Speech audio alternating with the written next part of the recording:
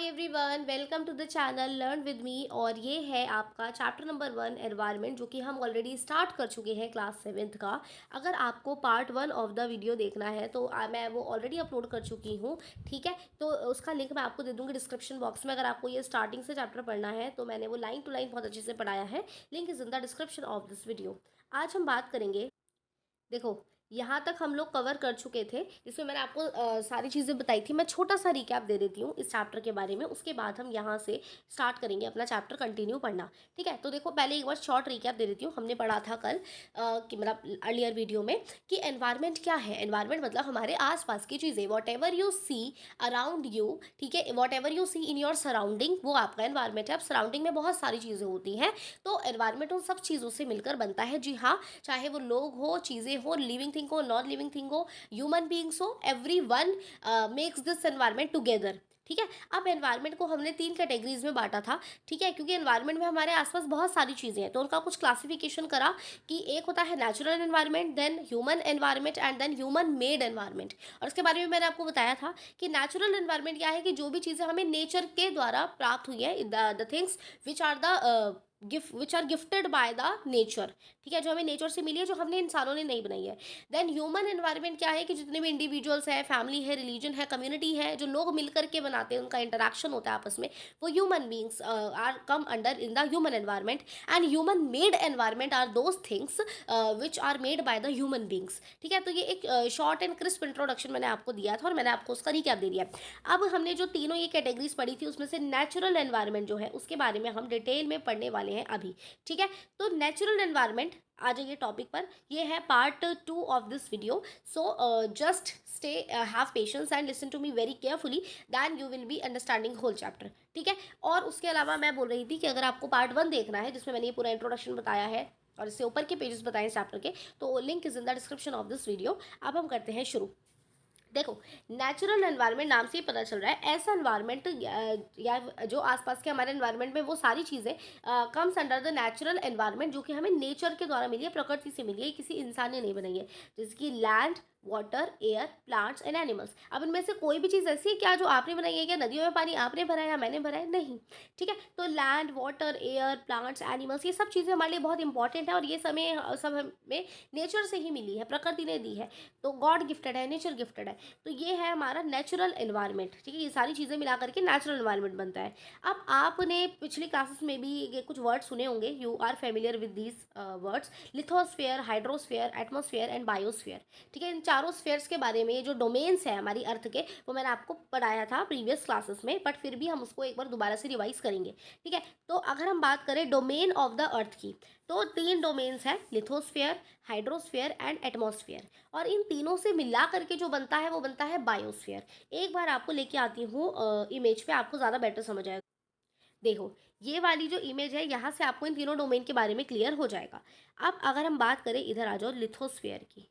Lithosphere है, तो lithosphere अर्थ पे वो सारा पार्ट, ध्यान से सुना, अर्थ का वो सारा पार्ट जहाँ पे रॉक है, जो कि रॉक से बना है, मिनरल से बना है, सॉइल से बना है मिलकर के, यानी कि जो लैंड एरिया है, ज़मीन वाला एरिया है, which is made up with the rock, minerals and the soil, thin layer of soil, वो सारा एरिया कहलाता है आपका, वो सारा एरिया लिथोस्फेयर के डोमेन में आता है।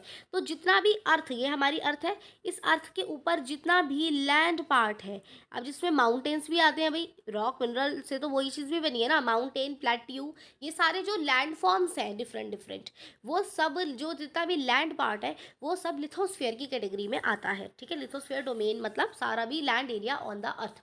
अब मैं आप कहोगे मैम, जो ओशन होता है, ओशन के नीचे भी तो कोई बेस या ज़मीन होती होगी, तो क्या वो बेस और ज़मीन लिथोस्फेयर का पार्ट है? क्योंकि वो भी तो लैंड एरिया है। तो yes, the answer is yes. ठीक है, अब हम बात करते हैं हाइड्रोस्फेयर की। अगर हम बात करें हाइड्रोस्फेयर की, तो जितना भी अर्थ पे वाटर वाला पार्ट है, ठीक है, अब वाटर के बहुत सारे सोर्सेज हैं, वाटर के कई सारे फॉर्म्स हैं, कोई वाटर नदियों में है, रिवर में है, कोई ओशंस में है, ठीक है, कोई ऐसे झरना वाटरफॉल के रूप में है, तो बट है तो पानी ही ना, इन शॉर्ट। तो बात यही हो रही है कि जितना भी हमारे अर्थ पर, हमारे पूरे अर्थ पे जितना भी वाटर वाला एरिया है, वाटर वाले चीज़ें हैं, सोर्सेज हैं, वो सब हाइड्रोस्फेयर की कैटेगरी में आते हैं। अब अगर मैं बात करूँ एयर पार्टिकल की, यानी कि एटमॉस्फेयर, तो एटमॉस्फेयर क्या है? जितना एयर पार्टिकल्स वाला हिस्सा है, वो सब किसकी कैटेगरी में आता है भाई? वो सब आता है एटमॉस्फेयर की कैटेगरी में। अब सिर्फ ज़मीन या सिर्फ पानी या सिर्फ हवा या सिर्फ इनमें से, इन तीनों में से कोई एक चीज़ ना हो या कोई एक चीज़ ही हो, समझना मेरी बात को। या तो सिर्फ ज़मीन हो, ठीक है? मतलब या तो देखो, या तो सिर्फ ज़मीन है, लिथोस्फीयर है, या सिर्फ सिर्फ पानी है तो सांस कहाँ से लोगे, तो एटमॉस्फेयर का होना भी ज़रूरी है। तो यानी कि ये तीनों की अपनी अपनी इंपॉर्टेंस है। इन तीन, जब ये तीनों साथ में होंगे तभी किसी भी इंसान का सर्वाइवल पॉसिबल है।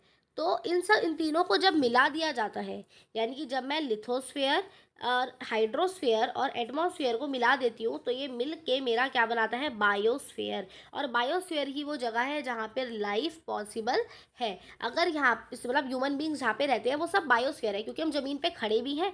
एक इंसान है, वो ज़मीन पे खड़ा भी है, वो पानी का गिलास है तो पानी भी पी रहा है उसमें से जीने के लिए, और हवा भी ले रहा है, इनटेक कर रहा है ना, ऑक्सीजन को। तो तीनों ही डोमेन्स का होना बहुत ज़रूरी है, और जहाँ पे ये तीनों चीज़ें होती हैं जिस एरिया में, वो बायोस्फीयर की कैटेगरी कहलाती है। ठीक है? और अर्थ पे लाइफ पॉसिबल ही इसलिए है, बाकी सारे प्लैनेट्स पर नहीं है ना, बट अर्थ पे ही लाइफ इसलिए पॉसिबल है क्योंकि यहाँ पर तीनों स्फीयर है, यानी कि यहाँ पे ज़मीन भी है, पानी भी है और हवा भी है। तो इसलिए यहाँ पे सर्वाइवल पॉसिबल है लोगों का। तो ये जहाँ पे तीनों ये मिल जाए वो बायोस्फीयर की कैटेगरी है। थोड़ा सा मैंने आपको इमेज के थ्रू एक्सप्लेन किया है ताकि एक रफ वे में आपको समझ में आ जाए। अब हम जो इसके कुछ फैक्ट्स हैं इसी तीनों डोमेन्स के, कि लिथोस्फीयर के बारे में थोड़ा और डिटेल में, हाइड्रोस्फीयर के बारे में थोड़ा और डिटेल में अब हम पढ़ेंगे। बट जो मेन एक क्रक्स वाली बात होती है वो मैं आपको बता चुकी हूँ इस इमेज के थ्रू। ठीक है? I hope you got this. अब देखो, चलो आए वापस। अब हम लेते हैं अपना वही ऑरेंज पेन। देखो, लिथोस्फीयर जैसे ही मैं बोलूँ आपके दिमाग में एक चीज़ आनी चाहिए, जितना भी हमारे अर्थ पे लैंड वाला पार्ट है, लैंड वाला पार्ट मतलब क्या? जिसमें रॉक से बना है, जहाँ पे मिनरल्स हैं, और जहाँ जो सॉइल वाला हिस्सा है। तो रॉक पत्थर है, छोटे छोटे मिनरल्स हैं, सॉइल्स है, इसी से बनकर ही तो ज़मीन बनती है, लैंड बनती है। तो जितना भी लैंड पार्ट है हमारे अर्थ पे वो सब लिथोस्फीयर डोमेन में आता है। So lithosphere is what? Lithosphere is the solid crust और the hard top layer of earth. पूरे अर्थ की जो भी टॉप लेयर है या जो सॉइल से बनी है, ठीक है, वो सारी हमारे जो सॉलिड क्रस्ट है वो सब लिथोस्फीयर कैटेगरी में आता है। तो लिथोस्फीयर में क्या आता है? It is made up of rocks and minerals. वो लैंड पार्ट कैसे बनता है? छोटे छोटे पत्थर, रॉक से छोटे बड़े पत्थर, मतलब है ना। अब माउंटेन है तो वो एक बहुत बड़ा पहाड़, पत्थर, बड़े बड़े पत्थर होते हैं। सो रॉक मिनरल्स से बना होता है ये, and it covered with a thin layer of soil. ठीक है, मैंने जो आपको बताया, लैंड पार्ट, कोई भी लैंड पार्ट इन्हीं चीज़ों से बना होगा, रॉक, मिनरल्स होंगे वहाँ पे और thin layer of soil. It is an irregular surface. जो लिथोस्फीयर का सर्फेस होता है, यानी कि जो ये जितना भी लैंड पार्ट है वो इरेगुलर सर्फेस होता है, कोई एक प्लेन एरिया नहीं होता। और बहुत सारे इन्हीं से लैंडफॉर्म्स बनते हैं, जैसे कि माउंटेन हो गया, प्लेट्यू हो गया, प्लेन्स हो गए, वैली हो गई। अब ये जो माउंटेन है, प्लेट्यूज है, वैलीज है, तो ये क्या, यहाँ पे पानी पानी थोड़ी होता है, यहाँ पे जमीन वाला हिस्सा होता है। जमीन मतलब क्या? जिसमें रॉक हो, मिनरल्स हो, थिन लेयर ऑफ सॉइल से मिलकर बनी हो, वो लैंड पार्ट ही है, तो है ये सारी चीज़ें, है ना। तो ये सारा लिथोस्फीयर का ही पार्ट है। ठीक है? तो ये जितने भी माउंटेन है, प्लाट्यू है, वैलीज है, जिसमें भी लैंड पार्ट वाला जितना भी हिस्सा है हमारे अर्थ पे, चाहे वो अलग अलग लैंड फॉर्म्स हो, मतलब अलग अलग तरीके हो बने हुए, लेकिन है तो सब लैंड पार्ट ही, तो सब वो लिथोस्फीयर की कैटेगरी, लिथोस्फीयर डोमेन में आता है। ठीक है? Land forms are found over the continents. अब देखो, हमारे आपको पता ही है कि कॉन्टिनेंट्स हैं और ओशन फ्लोर्स हैं। ठीक है? बहुत सारे इसी से मिलकर वो हमारा पूरा अर्थ बना है ना।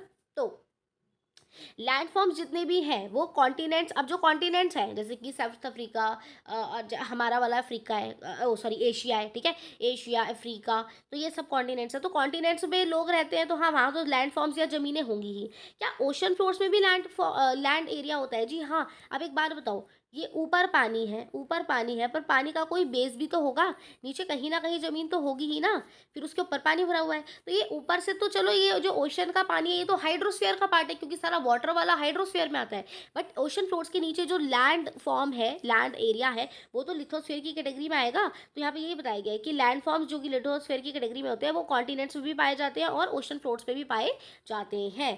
ठीक है? लिथोस्फीयर एक वो डोमेन है जो कि हमें प्रोवाइड करता है। अब ज़मीन है वाला एरिया, तो ज़मीन वाले एरिया, अब उसमें कहाँ कहाँ और लैंड फॉर्म्स होती हैं? माउंटेन, प्लेट्यू, ये सब तो है ही। उसके अलावा फॉरेस्ट भी जो बना है वो ज़मीन के ऊपर ही बना है।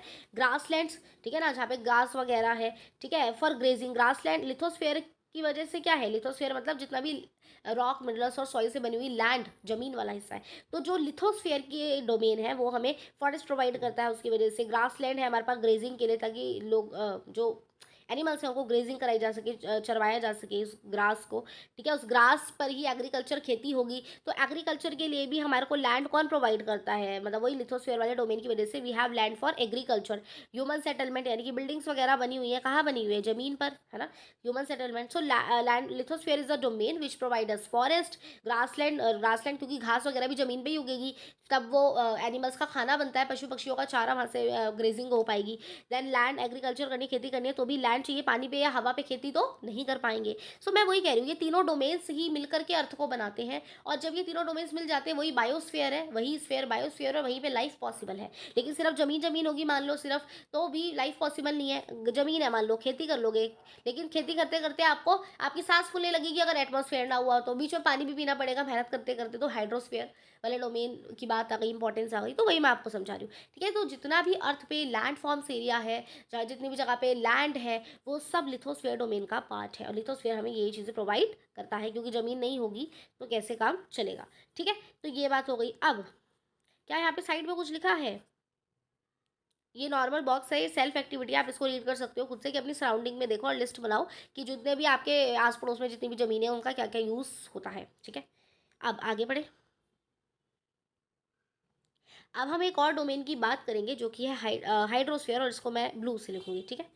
तो द डोमेन ऑफ वाटर, अर्थ पे जितना भी वाटर वाला हिस्सा है, चाहे वो पानी नदियों का हो, समुद्र का हो, जितना भी हमारे पूरे अर्थ पे वाटर वाला हिस्सा है, ठीक है, is refer to the hydrosphere, वो सारा वाटर जो है हाइड्रोस्फीयर डोमेन की कैटेगरी में आता है, ठीक है। देखो ये सब चीज़ें इमेजिनरी, अब हाइड्रोस्फीयर कोई वो चीज़ तो है नहीं कि ऐसे जाके दिख जाए, नहीं, जितना भी सारा वाटर वाला एरिया है, वाटर है जहाँ जहाँ पे अर्थ में, वो सब वाटर वाले जो फॉर्म्स है वो सब हाइड्रोस्फीयर का पार्ट है। ये जस्ट हमने for understanding, for theoretical part के लिए इसको कैटेगराइज किया गया है। बाकी तो अर्थ पे पानी भी है, जमीन भी है, हवा भी है, सब है, तो भाई यहाँ पे सर्वाइवल हो रहा है, ठीक है। अब देखो जितना भी वाटर वाला हिस्सा है वो हाइड्रोस्फीयर का पार्ट है हमारे अर्थ का। It comprises various source of water, hydrosphere मतलब क्या, जितना भी वाटर वाले सोर्सेस है, तो वाटर वाले सोर्सेस क्या क्या है, different types of water bodies है, जैसे, है ना, कहाँ कहाँ पानी है भाई, रिवर्स में है, लेक्स में है, सी समुद्र में है, ओशंस में है, ठीक है, एटसेट्रा। तो इन सभी जगह पर पानी है, तो different type of source of water है यहाँ पे, और ये सारे सोर्स ऑफ वाटर किस डोमेन का पार्ट है, हाइड्रोस्फीयर का पार्ट है।